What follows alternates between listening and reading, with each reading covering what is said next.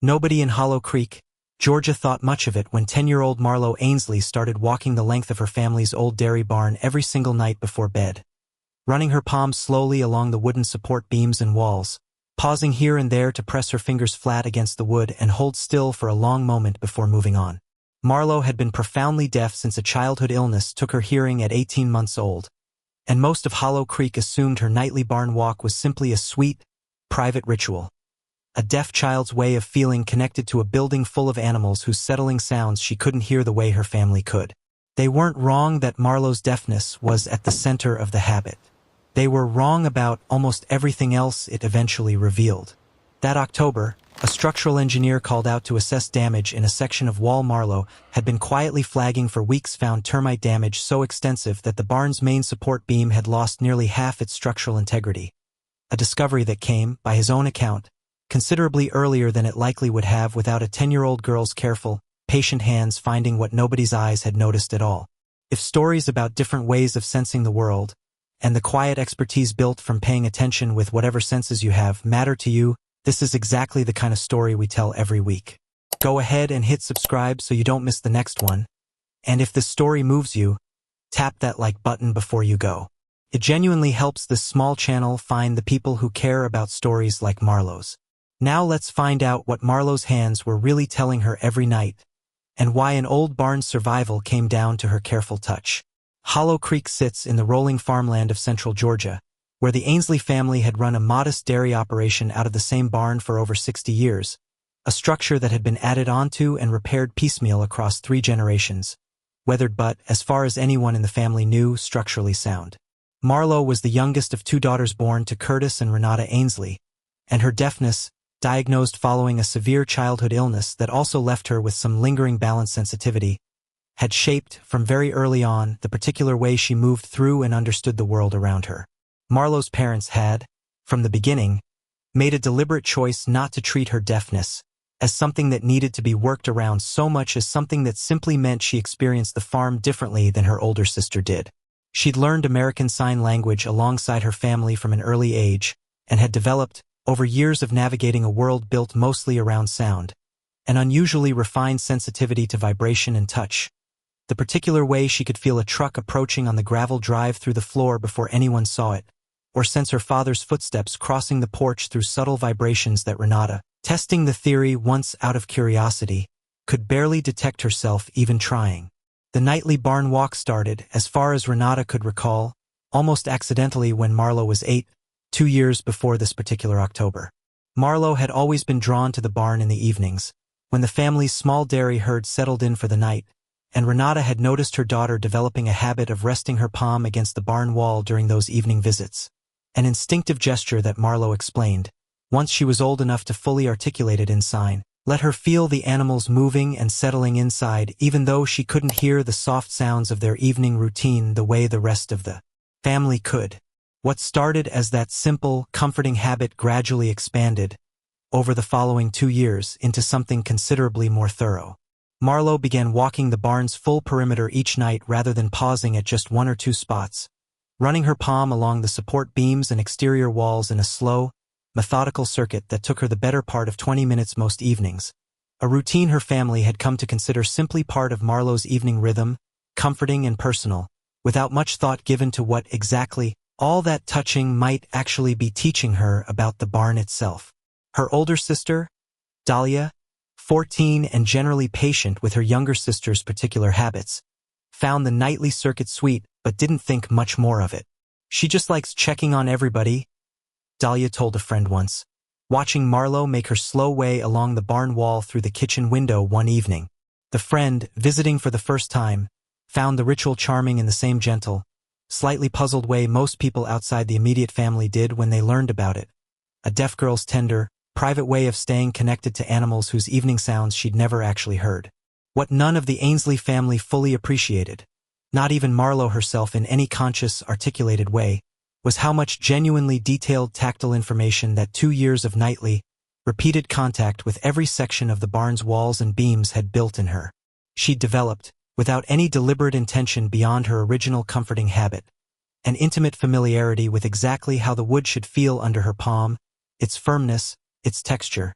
The particular way sound and settling vibrated through solid, healthy timber compared to wood that had begun, in ways invisible from the outside, to hollow and weaken. That familiarity sharpened into genuine concern sometime that September, when Marlowe began noticing, night after night, that a specific stretch of wall along the barn's northeastern corner, directly above the stalls where several of the family's dairy cows spent their nights, felt subtly different under her palm than it had earlier that summer. The wood there gave slightly under firm pressure in a way it hadn't before, and when she pressed her fingers flat and held still, she noticed the vibration pattern from the animals settling inside carried differently through that section than through the rest of the wall, muffled somehow, in a way she found difficult to explain in words but that felt, to her careful hands, unmistakably wrong. She mentioned it to her mother that September, using sign combined with the patient, repeated demonstration she'd learned worked best when trying to explain something purely sensory to someone who experienced the world so differently than she did.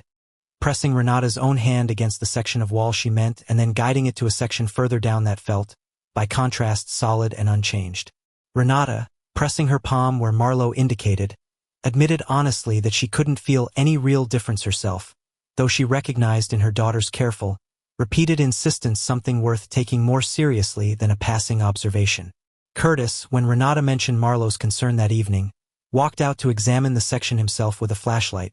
checking for any visible sign of damage, water staining, cracking, obvious rot, and found nothing that struck him as unusual on a casual inspection. He told Renata gently that Marlowe's sensitivity to vibration, while genuinely remarkable in plenty of ways they'd witnessed over the years, might simply be picking up on some harmless variation in the old wood's natural texture rather than anything requiring real concern. Marlowe, however, kept returning to that same section every single night through the following weeks, and her concern, rather than fading, grew more specific. She began, with her mother's help, translating her observations into something Curtis could evaluate more concretely,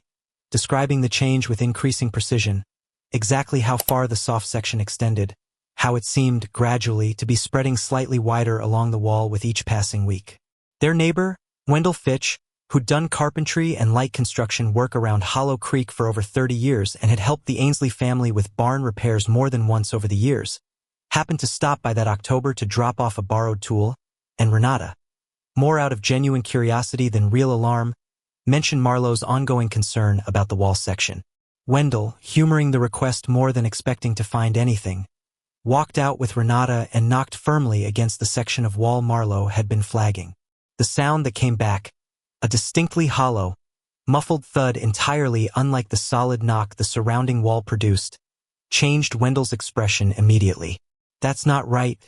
he said, running his own hand across the section, pressing firmly enough to feel the subtle give Marlowe had been noticing for weeks with far lighter,